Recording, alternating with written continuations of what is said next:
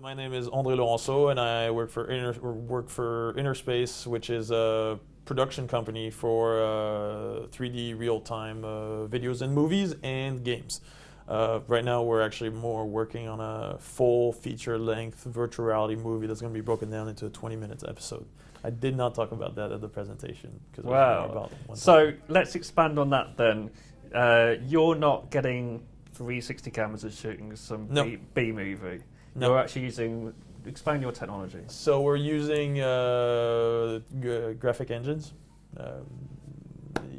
Unreal Engine. We used to be in CryEngine. We're moving away from that just because the VR support is not so great on that front. No hate on CryEngine otherwise. They did a really good job with our previous experiences.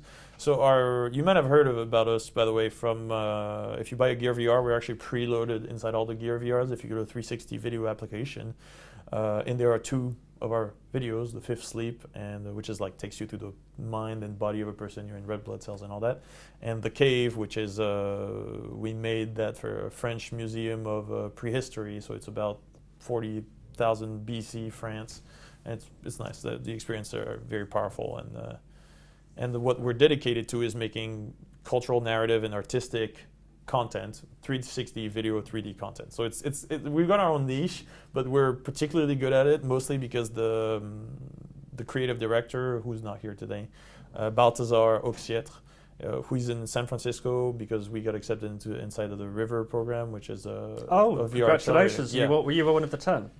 What was I? What? There were 10. Did we talk about the River VR? They had $1 million to. Yeah. Those you were people. one of the 10. Yeah.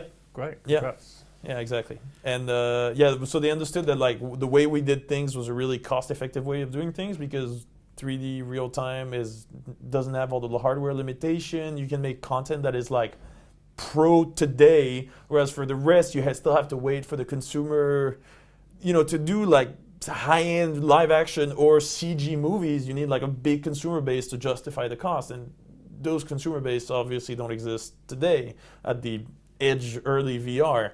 And they might next year, but they realized that we had like a leg up on most filmmakers just because we had a really cost-effective way of making really powerful movie, and you have much less limit to directing when you make 3D movies that aren't super expensive because you can experiment with more stuff because you don't have the limitation of locomotion, as in your camera is not static, and you can if you do a live action movie, you either have to put the trolley on like rails that are hidden by bushes, or you have to hide the people, or you have to hide the base of the camera and blur it out. And if you make a 3D movie, you don't need to hide anything. You control the environment. You shoot it with 20 virtual cameras that have no physical bodies, and you're much more free to do whatever you want. So are we talking pure CG stuff?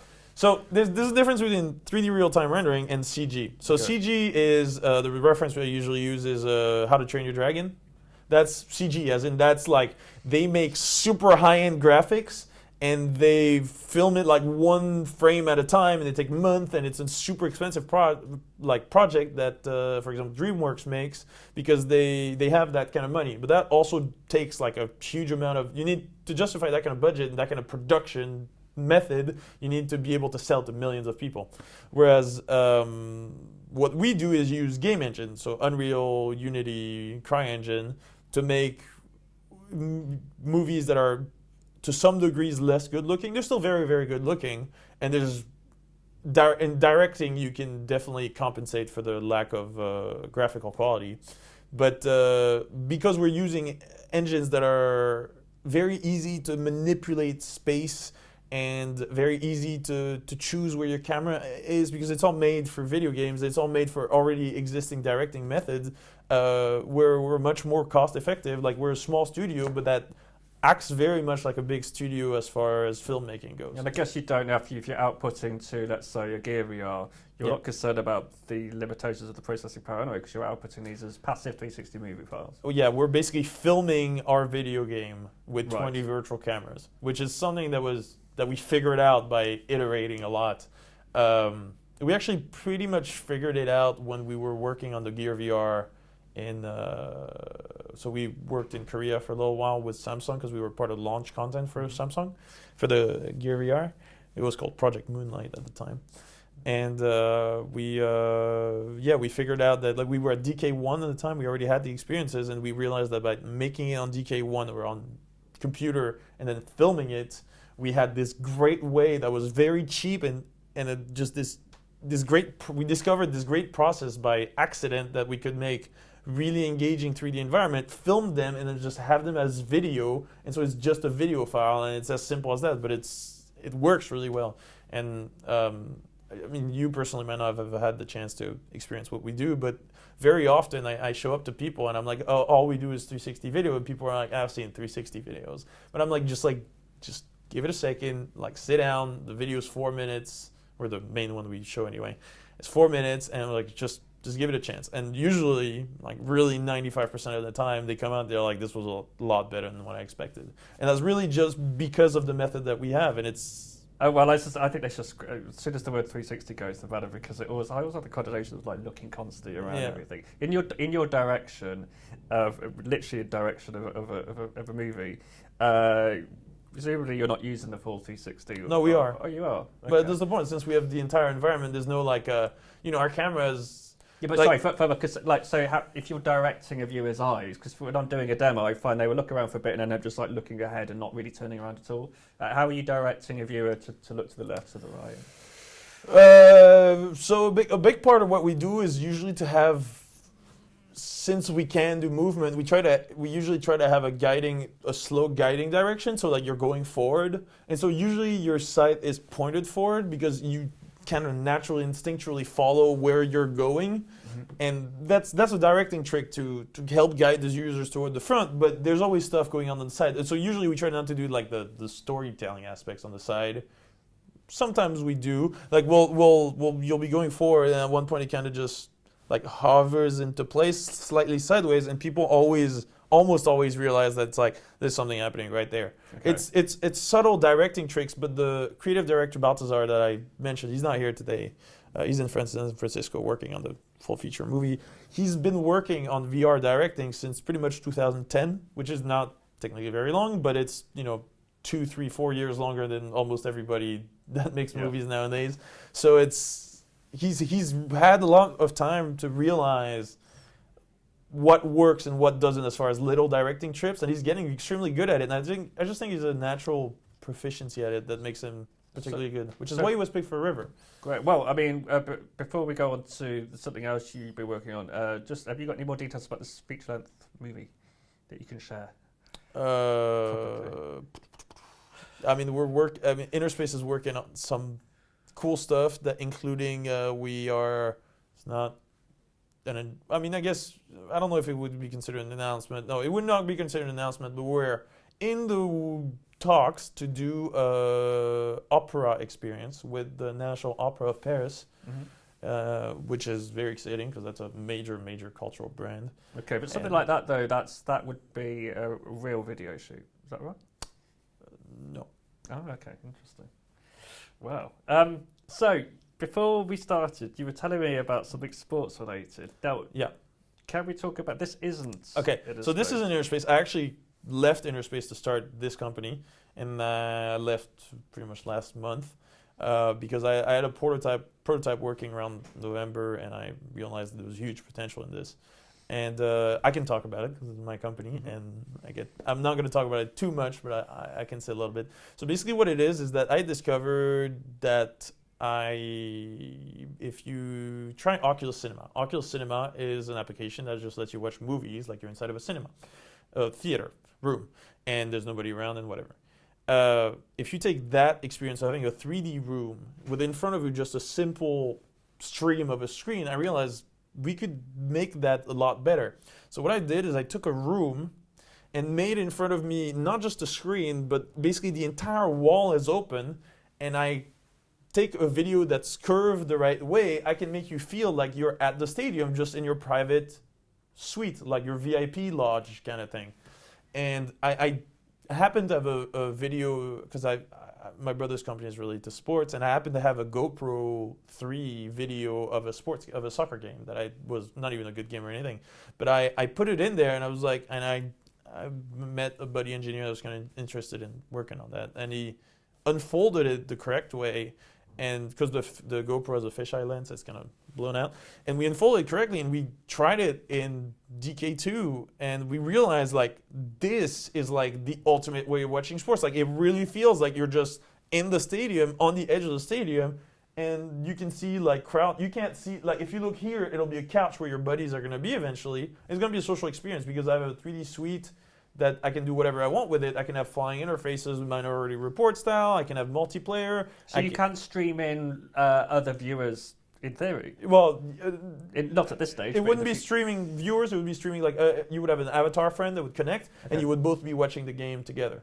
But you can have many people in your suite, and it would be your customizable suite where you would have your fan items, your couches, your trophies, and etc. I graduated from University of Texas, and kind of my dream is to be able to go back to that stadium and just be in the stadium and watch University of Texas football games. I've been going to Austin recently. That's got a pretty awesome stadium, hasn't it? Yeah. That's That's where it is, and it is a totally awesome thing. Are we on about the same? Oh right, cool. Yeah. Can we have a quick look? Yes, We'll do it on absolutely. camera. It's in the bag behind you. Yeah, let me just shuffle over here. We'll carry on recording. If that's all right. Yeah, so it's on my phone, so it's very quickly. Yeah. Up. Actually, can you pass me the... Oh, never mind, they're in here. The headset too. How have you found the gear to develop for? Has it been quite easy? So there's issues in development just because... Okay, it's not easy to develop for because of technical reasons that aren't... It's the working space is not very well optimized, as in for my team, which expanded, we got 5 people now, and I already got some funds and etc. I have 4 Gear VRs now, and I basically only have one of them that has the demo to work. And the reasons why the other ones don't work are all arbitrary and complicated and kind of a pain. But we are figuring it out. It's just a matter of time, and we know the environment's going to get easier. It's kind of like at the beginning of the DK2 when it just came out. It was like very complicated. So give it.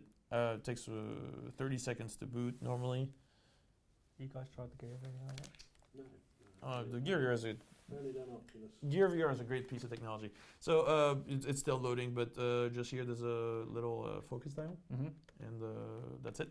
It's all you have to do. But when you're in there, just remember to look around and tell me how much you feel like you're actually in it. Okay, right. I'm gonna put the sound on as soon as you're inside.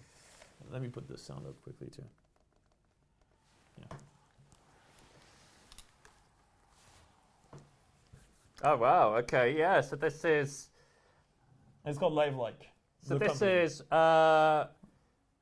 real video and captured in what way? A regular camera? Yeah, so it's one camera with a wide-angle lens, which is a big part of why our technology is great, because we figured out a way to make it so that you don't need expensive and crazy hardware. Yeah. Like you basically just have I go to a broadcaster and I tell them with one of your camera dedicated to VR, you can have a full VR experience, and I can broadcast the rest of the videos in there too. Yeah. No, I could really imagine with friends watching this. I mean, the size of the screen. Well, the size of the window seems ridiculous. Yeah. The epicness of that.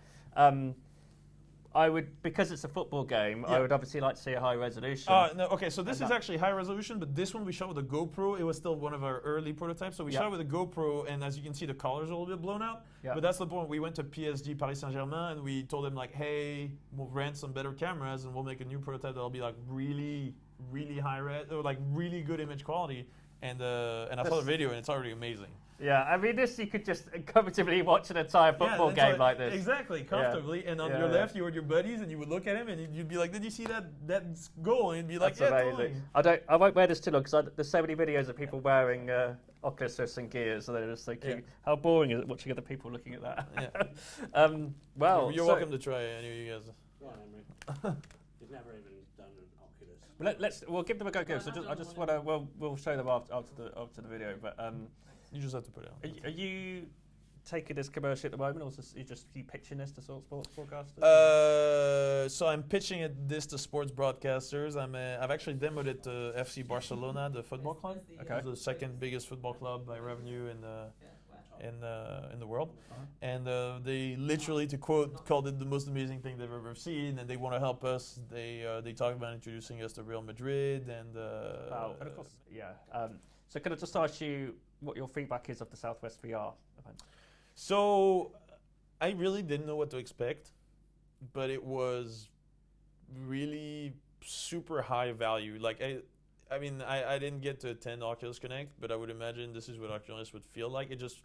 I don't know, it just felt like, it didn't feel like it was the first time to an event. You know, like the thing ran seamlessly. The whole crew was super experienced with doing events. I got some waffles. The demo people were great. And you know, I felt like I was the most rookie presenter out here. So I have nothing but good things to say about this event because it was just, to me, a major success. Cool. And I just kind of wish it lasted more than one day. Well, they would love that. Dan would love that. I would appreciate that.